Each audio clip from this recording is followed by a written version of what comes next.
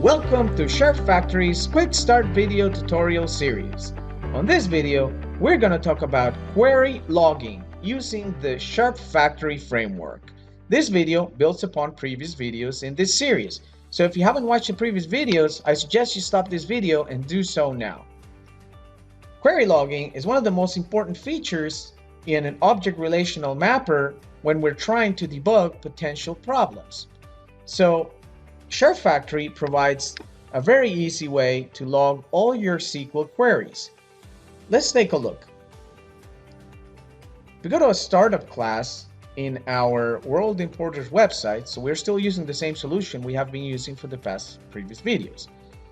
I have set up query logging so that we can see and generate a text file with the actual SQL that was generated by the Sharp Factory. So if we go here to the configure services, right under the line of code where we register our model, and to be able to understand what this line of code does, I recommend watching the first video in the series in which we show how to set up a new model and how to set up that model to be consumed. But right underneath this line, I have set up a few lines of code to enable query logging. First, I'm creating a directory in which I am going to put my files. Now this is just standard .NET code. This is just directory in the system IO namespace. But the important part here is these two lines of code. The database.logger and the database.log enabled. The database.logger takes in a function that we can use to be able to log our queries. This means that every time Sharp Factory generates a query, whether it is successful or not at calling that query, it will still call this function and passing in that query so that we can log in the query as we wish. And the second property here either enables or disables query logging. So I suggest you only enable query logging during development and disable it during production. Let's look at our function write log. This is the function I wrote to be able to log our queries. So in this case, this function takes two parameters. The first parameter is a string that contains the database object name.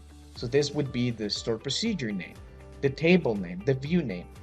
Any of the objects from the database that we're interacting with, the name of that object is going to come through in this particular parameter.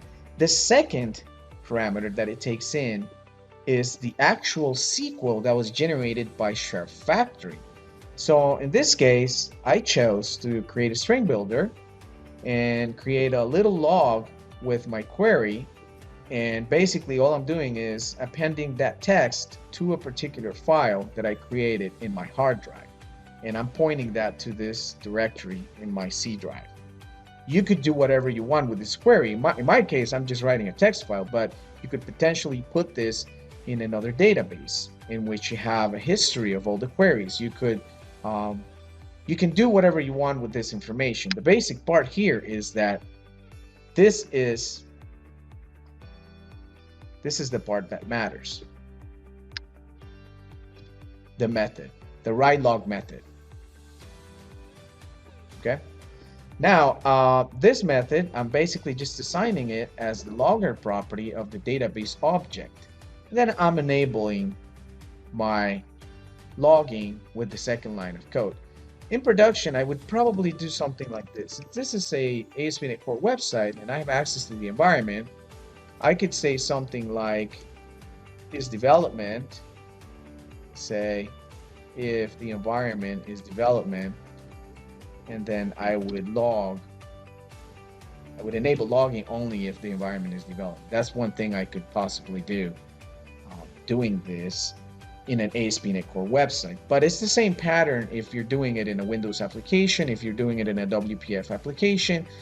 You could add something like an if debug processor directive or some other mechanism to determine whether you want to enable or disable the query logging. So now let's fire our application and let's take a look at some of these logs. So I have opened the folder in my computer where these logs are going to appear. Right now there's nothing. So let's fire our application and see what happens. So I'm starting the website, same website, haven't made any changes. The only thing I did was enable logging. So let's click on our last example from our last video, the customer ID manager, which basically calls in a SQL sequence. Let's click on the button. Now let's see what happened in the folder.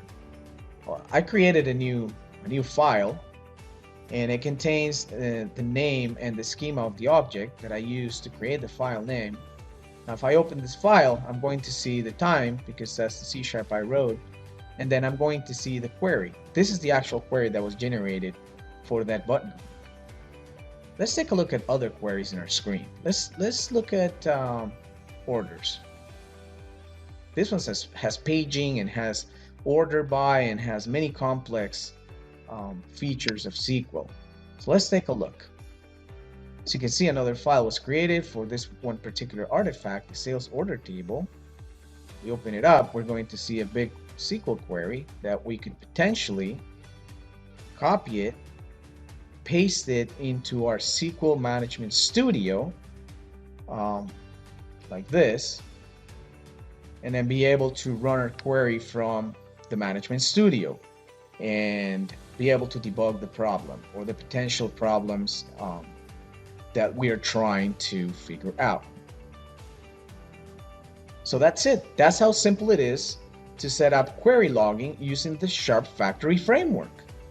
So for more videos, please don't forget to subscribe to our channel, and thank you for watching.